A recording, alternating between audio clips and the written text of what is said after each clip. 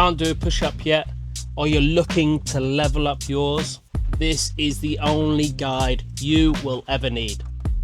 My name's Josh and I'm co-founder of Horizon Strength, and today we're going to go over the full guide of 1, how to achieve your first push-up, and 2, how to then progress it. We're going to go over each exercise you can use to get to that push-up first, and then what you can do afterwards. Firstly, why are push-ups important? Well, push-ups are a fundamental human movement. They are transferable to many moves like the bench press, also just to real life, getting yourself up and down off the ground.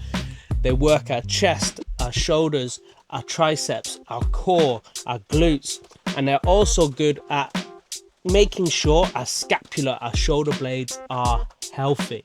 Another great thing about the push-up is it's a bodyweight exercise. It's the ultimate bodyweight exercise in the sense that you don't need any kit. Yes, there are some things we're going to go over today that you may use to help enhance that push-up or make it easier, but ultimately it can be done as a bodyweight exercise and can be regressed for a beginner and progressed for an elite athlete. Not only is it a great bodyweight tool, but it really is good for building coordination and control of your own bodyweight. It's something that the military use in most of their testing, and they use it for a reason, because it's a good indicator of your own strength over your own body mass. And as well, it's good at showing how well you can control your body.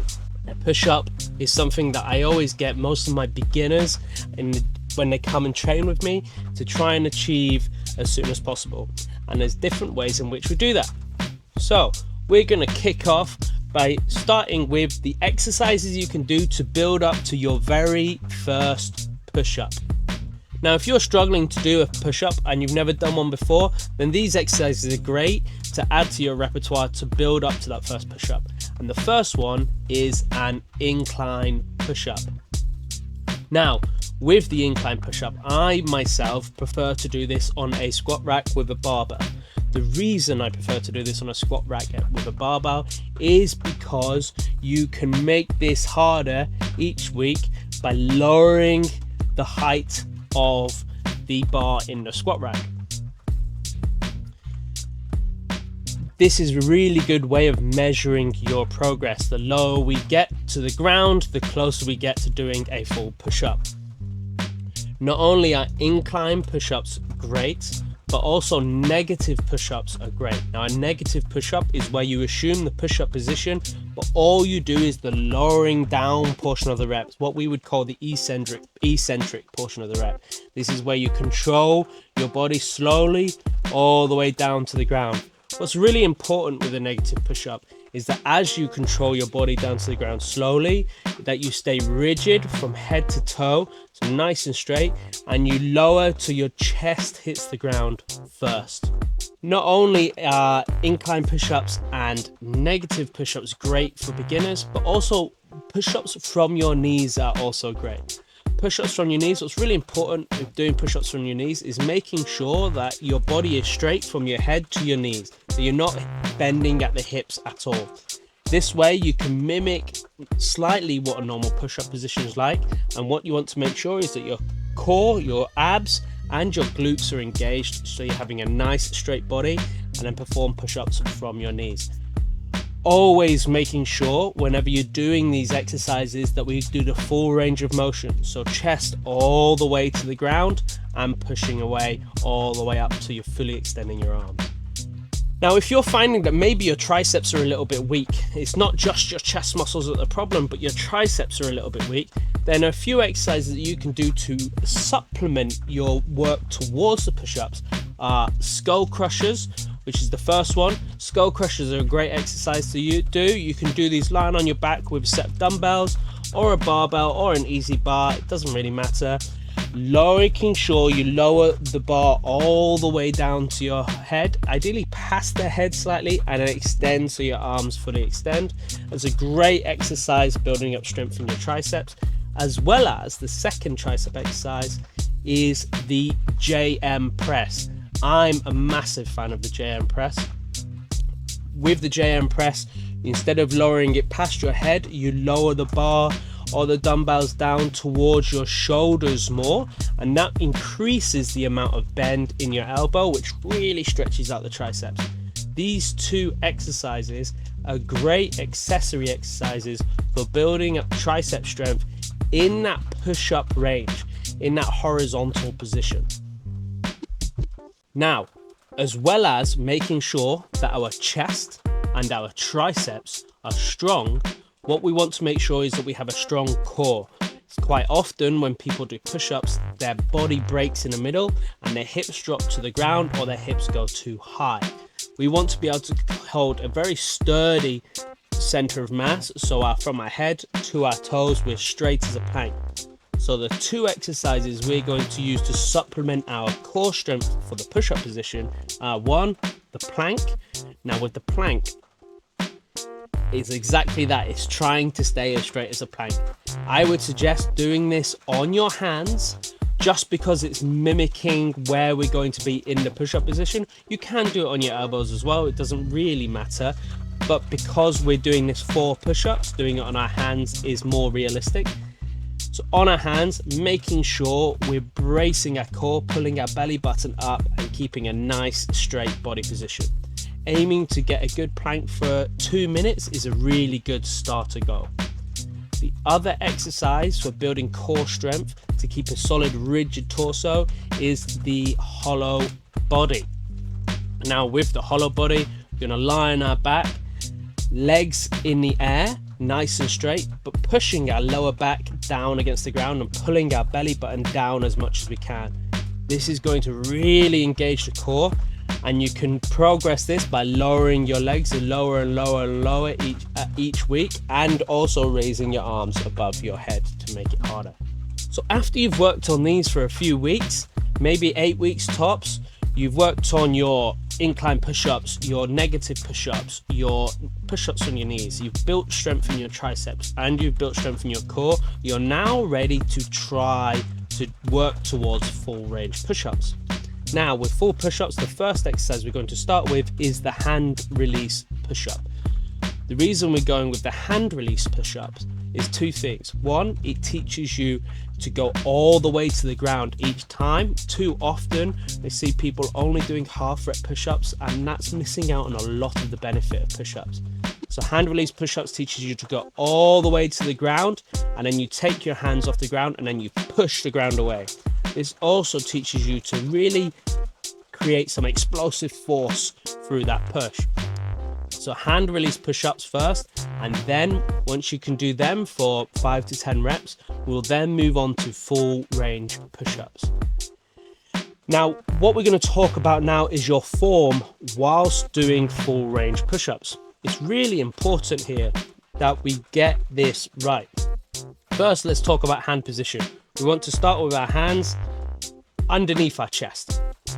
Then, as we go down towards the ground, we want our arms to be about our elbows to be about 45 degrees away from our body. If we have our elbows too high, we're going to hit our shoulders more than we will do our chest. So make sure we have about 45-degree angle away from our body.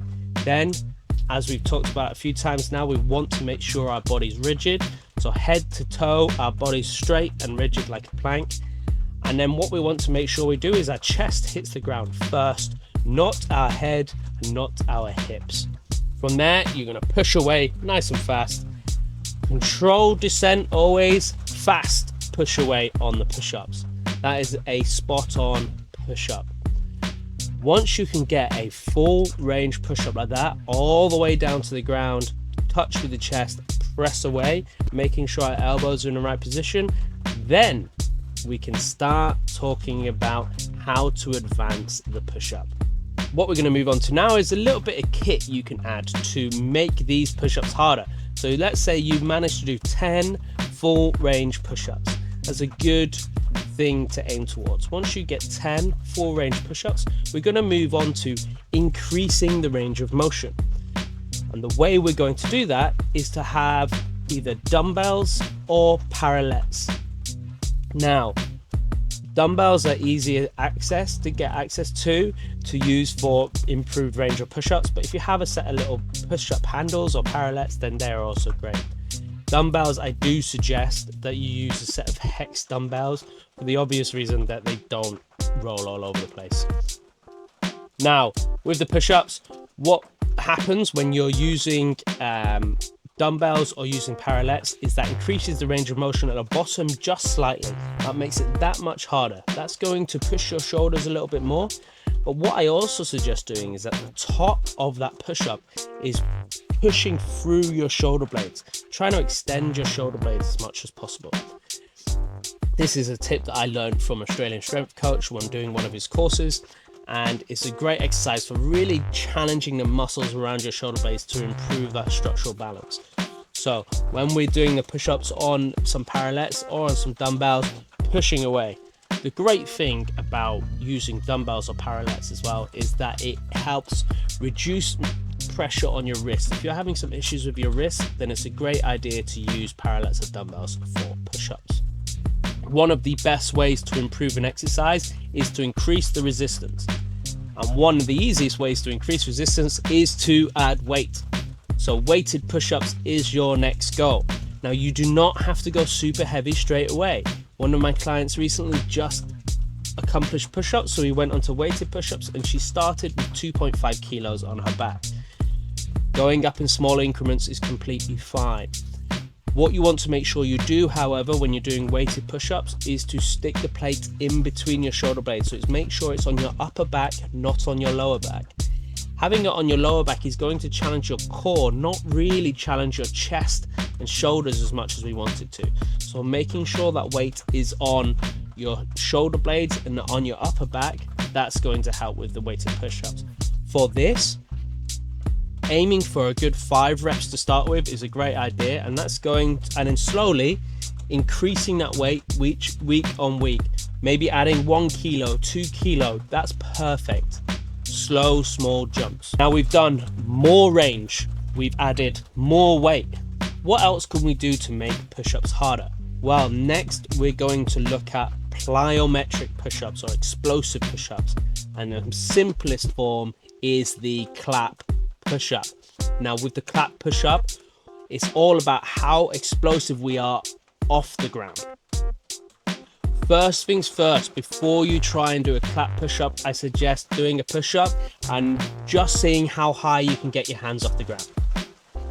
Practice that a few times, and then when you feel confident, give it a go and try to clap and then bring your hands back down. This is great for getting you to get as much power as possible off the ground.